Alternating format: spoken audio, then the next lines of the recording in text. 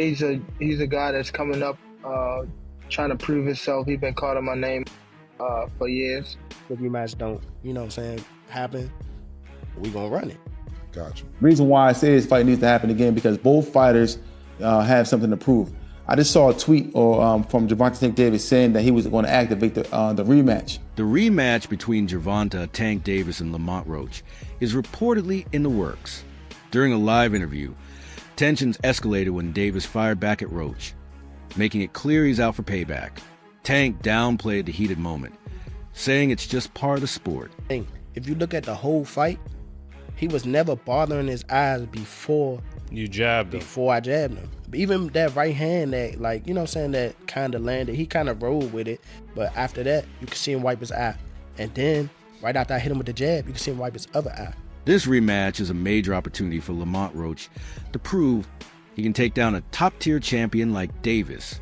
Roach has been vocal about wanting to fight as soon as possible, seeing it as a shot at making history. Right now, the much-anticipated rematch is tentatively scheduled for June 21st in Las Vegas, setting the stage for a thrilling showdown. Both fighters are locked in, and the boxing world is... So the Tank Davis versus Lamont Roach rematch is being targeted for June 21st in Las Vegas. Now, it's good that they're running it back without wasting any time, because Roach absolutely deserves a rematch. I mean, I thought he outboxed Tank the last time around. He came up a division as a gigantic 10-1 underdog, and he was the one on the front foot, landing his jab, the body shots, the combinations, throwing a lot more volume. I had it 7-5 Roach, and the no knockdown in round 9 was the reason it was a draw. If that knockdown was scored, that would have been a decision for Roach. But with all that being said, I do like Tank a lot more in the rematch. I thought he fought way too much on the back foot in the first fight, especially the first few rounds. He would land 1 or 2 punches per round, but as he started becoming the aggressor in the later rounds, he kept landing a lot more left hands and body shots. So Tank just needs to make this a dogfight, get into more exchanges, and that's where he'll land a lot more punches on Roach. When he's sitting on the back foot waiting for a counter, that's where Roach is comfortable and winning most of the rounds. So if Tank can fight the same way he did against Ryan Garcia, rounds 3 to 7, against Mario Barrios in the later rounds, or Frank Martin rounds 4 to 8, if he's the one on the front foot, then I do think he'll stop Roach in the rematch. Lamont Roach has made it clear Steve Willis cannot be the referee for their rematch. His reason? The controversy from the first fight. Many believe Willis gave Tank Davis an unfair advantage by failing to count a critical moment when Davis went down on one knee. This has sparked debates among boxing experts and fans alike, with some arguing that Roach could have won if the referee had made the right call. The part with the grease in the eye, that took on a life of its own, That was a headline in the fight. One is, what did you think when he said that initially, just like the grease in the eye? But 2 is like, when you was in the fight, was there any point that you saw that? Like, did you see like him kind of messing with his eye, or did you have any indication that that was something that was bothering him? No, see, and that's the thing. If you look at the whole fight, he was never bothering his eyes before you jabbed him. Before I jabbed him. Even that right hand that, that kind of landed, he kind of rolled with it. But after that, you could see him wipe his eye. And then, right after I hit him with the jab, you could see him wipe his other eye. So it's like it was corresponding to which hand that I punched him with and exactly which eye. So it's like crazy for him to say it's grease in my eye. And I think even when he say that, you could see me, because I'm right beside him, you could see me like, nigga, what you talking about? So, right. But you say you don't think he willing though. Yeah, whatever. See, but who cares? Like, sweat gonna get in your eye, blood gonna get in your eye. Yeah, it don't matter. Spit fuck around and get in your eye. You know what I'm saying? But it's not like you can be like, all right, time out, ref. Hold on, Take no ref. time out. You can't do that. Right. Would you be cool with Steve Willis doing the next fight? Hell no. He can't do the next fight. No, he can't do the next fight. Right. No. Pops, it's a no? Hell no. Fuck that nigga. Yeah. You know how many Coach Ben on him, man. He lucky he ain't running Coach Ben after that fight. But look how many times he fight up though. Right. The knee, him going to the corner to get assistance, like who knows? Not saying that they did any cheating like that, but like he wiped his face with a towel. You can't do that. Right. You can't do none of that. Right. That's a disqualification. You turned your back on the ref after you took a knee. Usually the ref gonna be like, all right, he don't want to fight no more. Fight's off. One of the biggest disputes from their first fight was a moment when Davis went down on one knee, but it wasn't ruled a knockdown. Many believe this decision had a major impact on the fight's outcome. The incident has been widely debated, with analysts questioning why the referee didn't make the proper call. Roach and his team strongly feel that if the right decision had been made, the fight could have gone his way. This upcoming rematch is expected to be one of the biggest boxing events in recent years. Fans are eager to see who truly comes out on top, as Roach has already shown he can compete with Davis at the highest level. Many believe he deserves his chance to settle the score once and for all. You got any grease in your hair tonight, Tank? That is it. Lamont, please say that in the second fight. Any questions? You got any grease in your hair tonight, Tank? Like, you got any grease in your hair tonight, Tank? Like, hey, bro, be on that. Because here's the thing. He never hurt Roach. Roach just waited. And Roach was squared up and turned sideways. And I'm like, oh, my God. I didn't think he had that. He was like, I'm like, oh, my. And then he just sitting there like, you can't. I know what you're going to do because I've trained with you since we were kids. Tarver beat Roy, but he knew Roy since amateurs. Roy said he never liked fighting sparring partners because they know you so well. I should have listened to Roy. Tank Davis wants this rematch to happen as soon as possible, with May being considered as a potential date. After the controversial draw with Roach, Davis knows his reputation is at stake. He's determined to prove he's a superior fighter and silence any doubts about his dominance. A second fight is the perfect opportunity for him to redeem himself. We gotta talk about it. So Tank officially came out and says that he wants to put this rematch as early as May. Now, if that were to happen, Lamont Roach gets a second time to prove himself. Now, in my personal opinion, his stock has already risen. He is already notable. The fact that he went toe-to-toe with Tank on a decision that ended in a draw, whether he loses this second fight or not won't even matter. Because he's directly in line to go against the Keyshawn Davis, the Shakur Stevensons, and etc., the Devin Haney's, and etc. I can see him moving up and going against Devin Haney or Ryan Garcia or somebody like that. So many people to fight. Lamont Roach has definitely proven himself. But let's talk about something else. And that is the hairstylist situation. In my humble opinion, I believe she should have been quiet. As a hairstylist, there was nothing for you to say. There was nothing for you to say. No fan in boxing was going to look at that like, I don't want her braiding my hair. No one would have said that. But she hurt herself when she came out and publicly made multiple claims, got all these receipts that no one needed, no one asked for, saying, oh, it had no grease or oil in it. No one cares. No one cares. Nobody even believes it. Sometimes it's best to remain quiet. But you guys let me know in the comments. Should she have remained quiet, or should she have did what she did, which she spoke up? You let me know. Before the fight, many fans and analysts underestimated Lamont Roach. However, his performance against Davis changed that completely. Roach stood toe-to-toe with one of the sport's hardest hitters, proving he's a force to be reckoned with. Even renowned sports commentator Stephen A. Smith admitted he had misjudged Roach.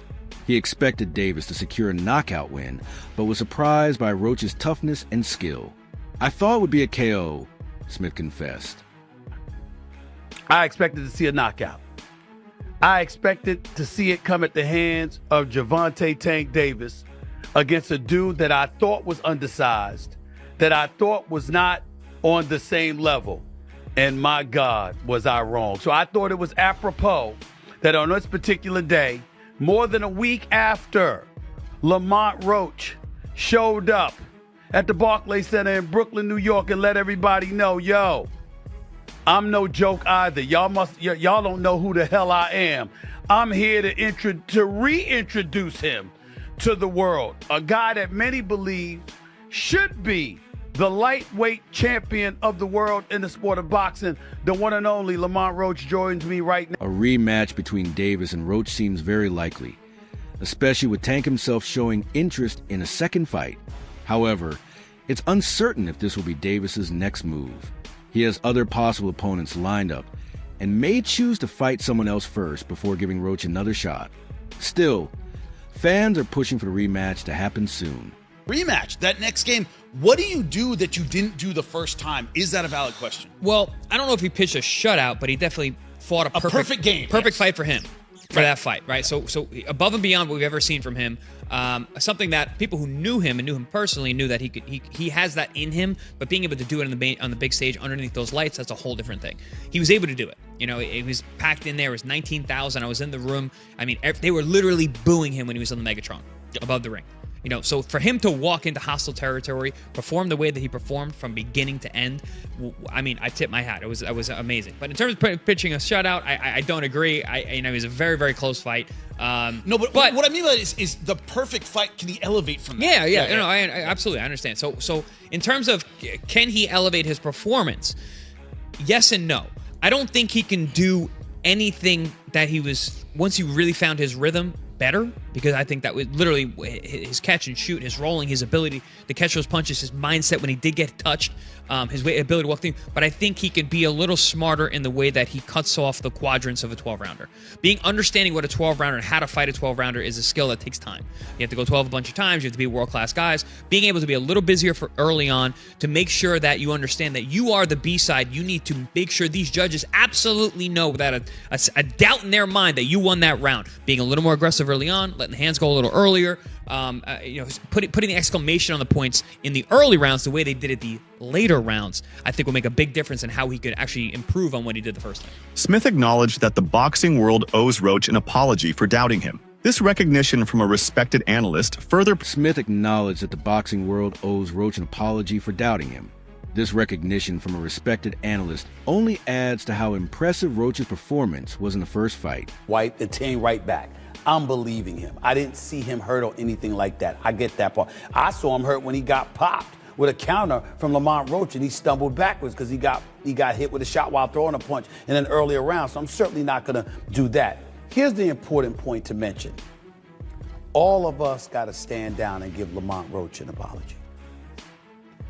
I thought that brother was going to get beat down because I saw a dude that was a bantamweight champion. I said, why are you moving up to fight this guy? Why is Gervonta Davis taking this fight? This guy's too small. What the hell is going on? He was a featherweight champion. You're a lightweight. What the hell is going on? Why would you take that fight? I didn't understand it. What I didn't know is that once Lamont Roach stepped into the ring, he would be the bigger fighter. What I didn't know is that once he was in the ring and he looked like the bigger fighter, he fought like the bigger fighter because, ladies and gentlemen, from opening bell, he walked right to Gervonta Davis. Walked right to him and stayed in his face all night long. If he backed up at all, ladies and gentlemen, it was 5% of the time. The rematch between Tank and Roach is highly likely, as Davis has shown interest in settling the score. However, it remains unclear if this will be his immediate next fight. Tank has other potential matchups to consider and may choose to face a different opponent before stepping back in the ring with Roach. He wasn't wilding like usual, right? Yeah. And the rematch, he'll be able to prove himself. I don't really believe there was a reason to call out a knockdown if you don't call Roach's shit a knockdown as well. They both was on the knee, pause. They both took a knee. So it cancels each other's out. It's either both are knockdowns or none. And neither are. So what we talking about? Nah, they definitely hate Tank. That part is a fact. Nah, I don't. I'm saying not in saying general. us. In general. I'm just saying, like, couldn't wait. He got to Mayweather level where people hate him. When you do well enough, people look for you to. Yeah, that's good. Success breeds that. When you that's a fact. Either they love you or they hate you. There's no in betweens. No longer indifferent for you because everyone knows you. Coach Bernie has emphasized that Roach needs to refine his strategy for the rematch. While Roach fought well, Bernie pointed out that there were key moments where he could have been more aggressive and taken control of the fight. Chemistry, but he did good. Lamont Roach, but only thing, like I say, if he gonna go back and wish he threw his hands more, he might start getting mad at himself and realize that he when he watches the fight, it feel good to hear everybody say that, but when you go watch the fight and you realize, I let him slide too much. Like even the last round, he's standing there posing, looking at the man like, and then he got caught with a jab. That wasn't good. So, you talked about the takeaways of how Lamont could be better in the rematch. Renowned commentator Joe Rogan weighed in on one of the biggest moments of the fight. Davis going down on one knee in the 9th round. Rogan argued that when a fighter voluntarily takes a knee, it should automatically be considered a knockdown. His perspective has fueled further debate on the controversial call. That was trash. Well, I thought it was a good fight. You didn't think Great it was... fight, but I just champion guy taking a knee, talking about greasing his hair. Yeah, that was crazy. I'm like, yo, how you just in the middle of the fight just go wipe your face? Also, here's the deal. If you take a knee, that's a knockdown. That's a knockdown. Subtract 2, right? You got hit with a jab. Yeah. You took a knee. And then you walked off. Exactly. That is a knockdown. Yeah. So I think they're reviewing that right now. Nah, that guy should have lost maybe. Well, I feel like if they do review it and they do judge it as a knockdown, which it was clearly a knockdown to everybody. It's a knockdown. You take a knee, that's a knockdown. I walk think off they will probably give it to Lamont. This is a very interesting rule. They have a power slap that kind of talks about what you guys were just discussing. Surprised by Roach and Tank. What do you think the biggest surprise was in the fight? It wasn't a surprise because we know Roach. It wasn't a surprise. Roach can fight. A lot of people think because a person is not popular, that they don't exist. There's fighters out there that can rumble. They just got to get the opportunity, you know? Speaking of rematches, Jalil Hackett is getting his opportunity again to fight the guy that he had a controversial loss to. It'll be happening in Florida, I think, next week? March 15th, I think. Let's talk about the get. I'm rocking a major shirt now. Major. Yes, sir. Tell me, how's that rematch look like, and then what's the difference makers coming into this fight? The first fight, I thought, everybody thought Jalil won. We just got to turn, hit the gears a little harder. We ain't really got to change too much. Just got to put the icing on the cake, Put the icing on the cake this time, that's all. He did enough to win the last fight, but we was in somebody else's territory, This time around, being in Florida, do you feel like it's a mutual zone? Yeah. It's more of an even playing field in Florida. Okay. Do you feel like he needs a stoppage to win the fight due to what happened the first time? Not necessarily a stoppage. A stoppage is good, but not necessarily.